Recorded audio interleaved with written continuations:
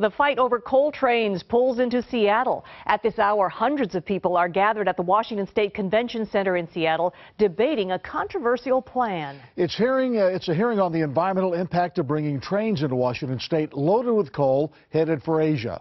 KING5's Linda Brill is live at the Convention Center in Seattle where a forum is underway. Linda.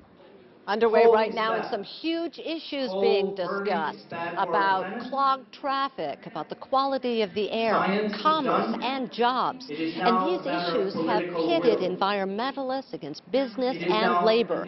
Such an overflow crowd, they had to put it into 2 rooms. Let's go now live to Ron Sanford, our photographer, who's in the other room at the convention center. And it's about 1,000 people, maybe more, who have signed up to speak about coal trains. Our children's children. A huge gathering outside the convention center against coal trains and coal exports.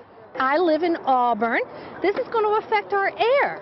And what's it going to do to the population? It's a circus-like scene, including a symbolic polar bear. If we burnt all the coal that we have in the ground, we'd heat this planet many times past the level we can afford to heat currently, and our polar bears, my brothers and sisters, are already struggling. The controversy is a proposed wall of coal trains, perhaps 18 each day, 1.5 miles long, passing through Puget Sound waterfront cities.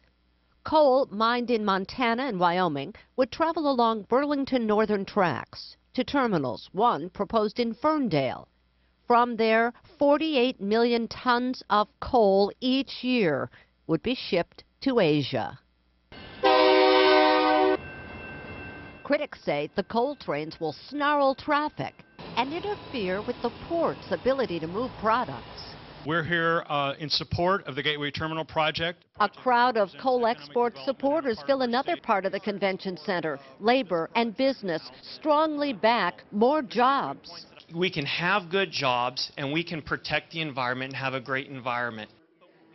And this is the last of the public hearings in Washington State. The federal government is here to determine the environmental scope of the project. What exactly should be studied before this coal project is allowed to go forward?